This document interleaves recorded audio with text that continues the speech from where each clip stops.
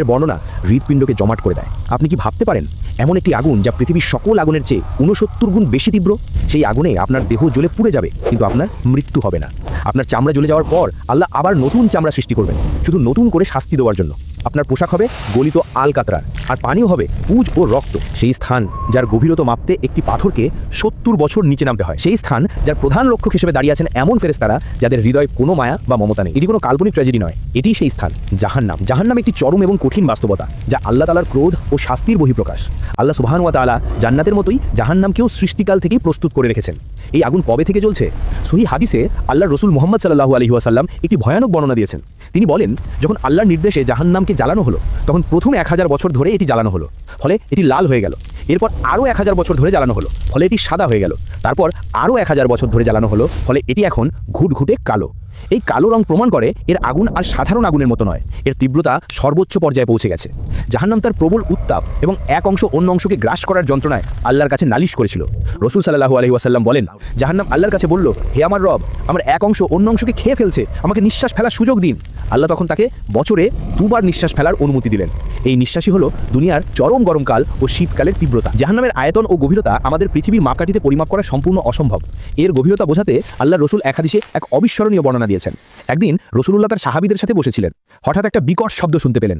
তিনি জিজ্ঞেস করলেন, তোমরা কি জানো এটা কিসের শব্দ? সাহাবীরা বললেন, আল্লাহ তার রাসূলই ভালো জানেন। তখন রাসূল বললেন, এটি একটি পাথরের শব্দ। এই পাথরটি জাহান্নামের কিনার থেকে 70 বছর আগে পড়তে শুরু করেছিল, আর এখন সেটা তলদেশে গিয়ে আঘাত হানলো। এই অংশটা যেন শ্রোতার কল্পনায় একটা বিশাল গহ্বর তৈরি করে। একটি পাথর যা কোনো বাধা ছাড়াই 70 বছর ধরে নিচের দিকে পড়তে থাকে, সেই গহ্বরটি কত কিলোমিটার গভীর হতে পারে? এটাই প্রমাণ করে জাহান্নামের আকার ও গভীরতা আমাদের ধারণারও বাইরে। আল্লাহর রাসূল এটাও বলেছেন, হাসরের ময়দানে জাহান্নামকে যখন উপস্থিত করা হবে তখন তার 70,000 লাগাম থাকবে, আর প্রতিটি লাগাম ধরে টেনে নিয়ে আসবে 70,000 ফেরেশতা। তার মানে জাহান্নামকে নিয়ন্ত্রণ করতে মোট 490 কোটি, মানে 489 কোটি ফেরেশতা মোতায়েন রাখা হবে। জাহান্নামের এই ভয়াবহ প্রবেশপথে পাপীদের জন্য 7টি দরজা তৈরি করা হয়েছে। আল্লাহ কুরআনে বলেছেন, নিশ্চয়ই জাহান্নাম তাদের সকলের প্রতিশ্রুত স্থান। এর 7টি দরজা রয়েছে এবং প্রত্যেকটি দরজার জন্য একটি নির্দিষ্ট দল রয়েছে। সূরা আল হিজরের 43 ও 44 নম্বর আয়াত। এই 7টি দরজা প্রবেশপথ হলেও এগুলো মূলত জাহান্নামের 7টি পৃথক স্তরকে চিহ্নিত করে, যার প্রতিটি তার উপরের স্তর থেকে আরও কঠিন ও ভয়াবহ। রাসূল সাল্লাল্লাহু আলাইহি ওয়াসাল্লাম বলেছেন, জাহান্নামের প্রত্যেকটি দরজার দূরত্ব অপর দরজা থেকে এতটাই বেশি যতটা পূর্ব আর পশ্চিমের দূরত্ব, অর্থাৎ এক স্তর থেকে অন্য স্তরের শাস্তির পার্থক্যও হবে অকল্পনীয়। এই 7টি দরজার স্তর হলো জাহান্নাম। এটি হলো জাহান্নামের সর্বোচ্চ ও প্রথম স্তর। এই স্তরটি মূলত সেই সকল মুসলমান পাপীদের জন্য যারা তাওহীদ বিশ্বাসী ছিল, কিন্তু তাদের পাপের কারণে এখানে শাস্তি ভোগের পর আল্লাহর রহমতে জান্নাতে দেওয়া হবে। 2 নম্বর হলো লাজা। এই স্তরটি সেই লোকদের জন্য নির্দিষ্ট যারা দুনিয়ার সম্পদ গুণে গুণে রাখত কিন্তু আল্লাহর পথে খরচ করা থেকে বিরত থাকত। 3 নম্বর হলো হুতামা। এই দরজাটি বিশেষভাবে সেই সকল মানুষের জন্য যারা পিছনে নিন্দা করে, কুৎসা রটায় এবং মানুষের সম্মানহানি করে। 4 নম্বর হলো সাইর। এই দরজাটি হলো সেই সকল লোকের জন্য যারা আল্লাহর নির্দেশ অমান্য করে সমাজে বিশৃঙ্খলা সৃষ্টি করেছিল। 5 নম্বর হলো সাকার। এই দরজাটি হলো সেই সকল লোকের জন্য যারা নামাজ আদায় করতো না এবং গরিব মিসকিনকে খাদ্য দিত না। 6 নম্বর হলো জাহিম। এটি হলো সেই সকল মুশরিক বা মূর্তি পূজকদের স্থান যারা আল্লাহর সাথে অন্য কাউকে শরিক করেছিল। 7 নম্বর হলো হাউইয়া। এটি হলো জাহান্নামের সর্বনিম্ন এবং সবচেয়ে ভয়াবহ স্তর। এই স্তরটি হলো সেই চরম মুনাফিকদের জন্য যারা মুখে ইসলাম গ্রহণ করেছিল কিন্তু অন্তরে ছিল পুরোপুরি অবিশ্বাসী। আল্লাহ কোরআনে বলেন, নিশ্চয়ই মুনাফিকরা জাহান্নামের সর্বনিম্ন স্তরে থাকবে এবং আপনি তাদের জন্য কোনো সাহায্যকারী পাবেন না। সূরা নিসা 64। এখন আমরা কথা বলবো জাহান্নামের আগুন নিয়ে। পৃথিবীর সবচেয়ে তীব্র আগুন যা আমরা দেখি তাও সামান্য একটি স্ফুলিঙ্গ মাত্র। আল্লাহ রাসূল মুহাম্মদ সাল্লাল্লাহু আলাইহি ওয়াসাল্লাম একটি হাদিসে জাহান্নামের আগুনের তীব্রতা ব্যাখ্যা করেছেন, যা শুনে সাহাবীরাও ভয়ে কেঁপে উঠেছিলেন। রাসূল সাল্লাল্লাহু আলাইহি ওয়াসাল্লাম বলেছেন, তোমাদের এই দুনিয়ার আগুন জাহান্নামের আগুনের 70 ভাগের 1 ভাগ। সাহাবীরা বললেন, ইয়া রাসূলুল্লাহ, এই দুনিয়ার আগুনই তো যথেষ্ট ছিল। তখন তিনি বললেন, আল্লাহ জাহান্নামের আগুনকে দুনিয়ার আগুনের চেয়ে 69 গুণ বাড়িয়ে দিয়েছেন, যার প্রতিটি ভাগই এই দুনিয়ার আগুনের সমান তীব্র।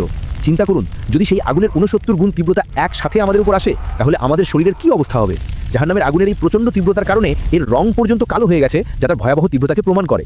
জাহান্নামের শাস্তি শুধু বাইরের দিক থেকে নয়, এটি ভেতর থেকেও পাপীকে ছিন্ন বিচ্ছিন্ন করে দেবে। সেখানে মানুষের গায়ে যে পোশাক থাকবে তা হবে আগুনের পোশাক। আল্লাহ তাআলা পবিত্র কোরআনে জাহান্নামীদের পোশাক সম্পর্কে বলেন, যারা কুফরি করে তাদের জন্য আগুনের পোশাক তৈরি করা হয়েছে। তাদের মাথার উপর ফুটন্ত পানি ঢেলে দেওয়া হবে, যার দ্বারা তাদের পেটের ভেতরের সব কিছু এবং চামড়া গলে মলদ্বার দিয়ে বেরিয়ে যাবে। সূরা আল হাজ 19 থেকে 20। কিন্তু শাস্তির সবচেয়ে ভয়াবহ অংশ হলো যখন এই প্রচণ্ড তীব্রতায় জাহান্নামীরা পুরো ছাই হয়ে যাবে, তখনও শাস্তি শেষ হবে না। আল্লাহ বলেন, নিশ্চয়ই যারা আমার আয়াতসমূহকে অস্বীকার করেছে আমি তাদেরকে আগুনে দগ্ধ করব। তাদের চামড়াগুলো যখনই পুরো গলে যাবে তখন আমি তাদের জন্য অন্য চামড়া পাল্টে দেব, যাতে তারা আযাব পূর্ণ রূপে ভোগ করতে পারে। নিশ্চয়ই আল্লাহ পরাক্রমী, প্রজ্ঞাময়। সূরা নিসা 4:56।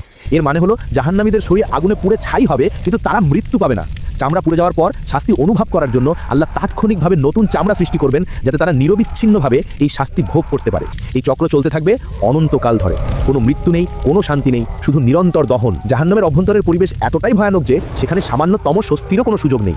জাহান্নামীদের জন্য ছায়া বলে কিছু নেই, তবে সেখানে ভয়ানক ছায়া থাকবে। আল্লাহ বলেন তারা থাকবে এমন 3 শাখা বিশিষ্ট ছায়ার নিচে, যা শীতলও নয় এবং আরামদায়কও নয়। এই ছায়া হলো জাহান্নামের ধোঁয়া। জাহান্নামের ধোঁয়া এত কালো এবং ঘন হবে যা তার চতুর্দিক থেকে জাহান্নামীদেরকে ঘিরে রাখবে, এবং এর প্রচণ্ড গরমেই তারা কষ্ট পাবে। এছাড়া জাহান্নামকে ঘিরে রয়েছে এক বিশাল প্রাচীর। এই প্রাচীর কোনো সাধারণ দেওয়াল নয়, এটি হলো জাহান্নামের সেই স্থান যা তাদেরকে বাইরে আসতে দেবে না। এই প্রাচীর তৈরি হবে কাঁটাতার ও আগুন দিয়ে। যখন কোনো পাপী প্রাচীর টপকে পালানোর চেষ্টা করবে, তখনই তাকে আবার ধাক্কা মেরে ভেতরে ফেলা হবে।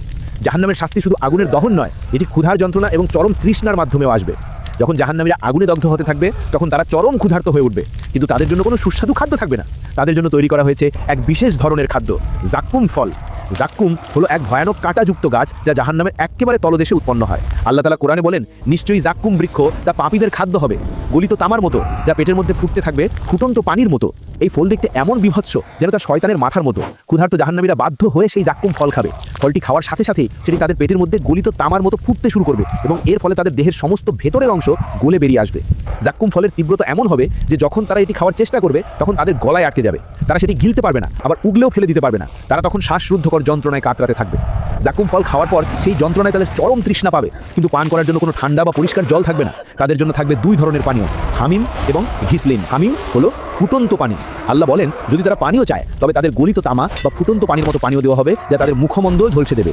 এটি নিকৃষ্ট পানীয়। এই পানীয় এতটাই গরম হবে যে ঠোঁটের কাছে আনতেই মুখের চামড়া গলে পড়ে যাবে, এবং যখন তারা এটি পান করবে, তখন সেটি তাদের নাড়ি ভুঁড়ি গলিয়ে মলদ্বার দিয়ে বেরিয়ে যাবে। ঘিসলিন হলো পুজ ও রক্ত। এই পানীয়টি হবে জাহান্নামীদের দেহ থেকে ঝরে পড়া পুজ, রক্ত এবং ক্ষতস্থান থেকে বের হওয়া তরল পদার্থ। এই পানীয় এতই দুর্গন্ধযুক্ত এবং জঘন্য হবে যে কেবল চিন্তা করলেই গা শিউড়ে ওঠে। আল্লাহ বলেন, তাই আজ এখানে তাদের জন্য কোনো বন্ধু নেই এবং নেই কোনো খাবার জাক্কুম ছাড়া, যা খাবে কেবল পাপীরাই। আল্লাহ তাআলা এই পুজ ও রক্তকে জাহান্নামীদের জন্য পানীয় হিসাবে নির্ধারণ করেছেন, যা তারা দিনের পর দিন পান করতে বাধ্য হবে। জাহান্নামের এই খাদ্য ও পানীয়ের কারণে এবং আগুনের তীব্রতায় জাহান্নামীদের দৈহিক আকার সম্পূর্ণ বিকৃত হয়ে যাবে। আল্লাহ বলেন, জাহান্নামের আগুন পাপীদের মুখমণ্ডলকে এমনভাবে ঝলসে দেবে যে তাদের চেহারাগুলো বিকৃত হয়ে যাবে। তাদের মুখমণ্ডল থাকবে আগুনের মধ্যে। জাহান্নামীদের দাঁত হবে উহুদ পাহাড়ের সমান, এবং তাদের চামড়ার পুরুত্ব হবে 3 দিনের রাস্তার সমান। কেন এই বিকৃতি?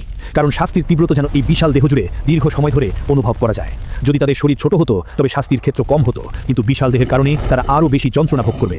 সহিহ মুসলিমে বর্ণিত এক হাদিসে রাসূল সাল্লাল্লাহু আলাইহি সাল্লাম বলেন, একজন জাহান্নামীর 2 কাঁধের দূরত্ব হবে দ্রুতগামী আরোহীর 3 দিনের রাস্তার দূরত্বের সমান। এই বিকৃত দেহ নিয়ে জাহান্নামীরা সেখানে চিৎকার করতে থাকবে, কাঁপতে থাকবে। তাদের সেই কান্না হবে এমন যে যদি দুনিয়ার মানুষ তাদের কান্না শুনতো, তবে হার্ট ফেল করে মারা যেত। কিন্তু সেই কান্না আল্লাহর দরবারে কোনো সাড়া ফেলবে না। জাহান্নামের রক্ষকরা এমন ফেরেশতা যাদের মনে কোনো মায়া বা মমতা নেই। তাদের কাজ শুধু আল্লাহর নির্দেশিত শাস্তি কার্যকর করা। এই রক্ষকদের প্রধানের নাম হলো মালেক। জাহান্নামের রক্ষকদের বলা হয় জাবানিয়া। এই রক্ষকদের সংখ্যা হলো 19 জন। এই ফেরেশতারা অত্যন্ত কঠিন এবং কঠিন স্বভাবের। এই 19 জন ফেরেশতার প্রধান হলেন মালেক। মালেক ফেরেশতা আল্লাহর নির্দেশে জাহান্নামের সকল শাস্তি কার্যকরের দায়িত্বে নিয়োজিত। মালেক ফেরেশতার বিশেষত্ব হলো তিনি কখনোই হাসেন না। আল্লাহর ক্রোধের কারণে তার মুখে কোনো হাসি বা আনন্দের লেশমাত্র নেই। যখন জাহান্নামীদের উপর শাস্তি প্রয়োগ করা হবে, তখন এই মালেক ফেরেশতার চেহারা হবে সম্পূর্ণ গম্ভীর, নিরুত্তাপ এবং কঠিন। তার আদেশ পালন করা হবে মুহূর্তের মধ্যে। এই ফেরেশতাদের ক্ষমতাও অকল্পনীয়। রাসূলুল্লাহ সাল্লাল্লাহু আলাইহি সাল্লাম বলেছেন, যদি এই ফেরেশতাদের একজন দুনিয়ায় চলে আসেন, তবে তার ভয়াবহতা দেখেই মানুষ মারা যাবে। জাহান্নামের প্রত্যেক দরজা এবং স্তরে তারা উপস্থিত থাকবে, এবং তারা নিশ্চিত করবে শাস্তি যেন এক মুহূর্তের জন্য বন্ধ না হয়। জাহান্নামের আগুন, জাক্কুম ফল এবং গলিত পানির কঠিন শাস্তি সহ্য করতে না পেরে এক সময় জাহান্নামীরা হতাশ হয়ে পড়বে। তারা বুঝতে পারবে এই শাস্তি আর কখনো শেষ হবে না।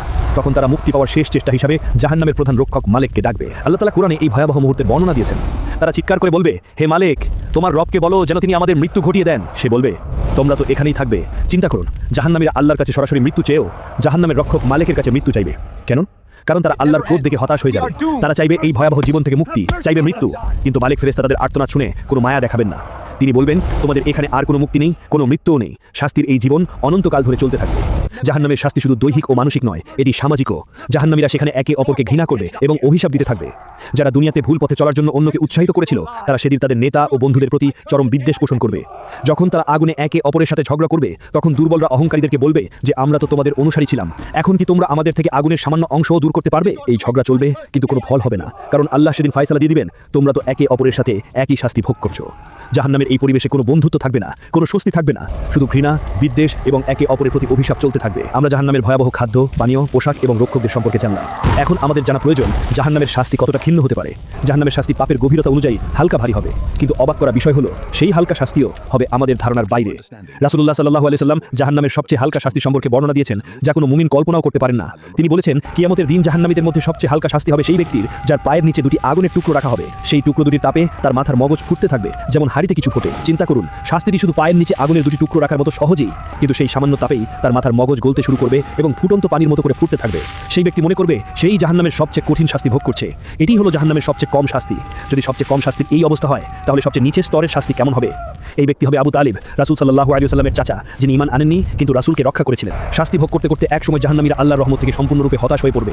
তারা আর কোনো চিৎকার করবে না, কোনো মুক্তিপণ চাইবে না, তারা চূড়ান্তভাবে নীরব হয়ে যাবে। জাহান্নামীরা যখন দেখবে যে তাদের জন্য কোনো মুক্তি নেই, তখন তারা নিজেদেরকে দোষারোপ করতে শুরু করবে। তারা বলবে, হায়, যদি আমরা আল্লাহর কথা শুনতাম এবং রাসূলকে অনুসরণ করতাম, তাহলে আজ এই ভয়ানক শাস্তি ভোগ করতে হতো না। কিন্তু সেদিন তাদের এই অনুশোচনা কোনো কাজে আসবে না। জাহান্নামের শাস্তি শুধু আগুন দিয়ে পোড়ানো নয়, বিভিন্ন পাপের জন্য নির্দিষ্ট ও ভিন্ন ভিন্ন শাস্তির ব্যবস্থা রয়েছে। রাসূলুল্লাহ সাল্লাল্লাহু আলাইহি ওয়াসাল্লাম বিভিন্ন হাদিসে সেই শাস্তির বর্ণনা দিয়েছেন।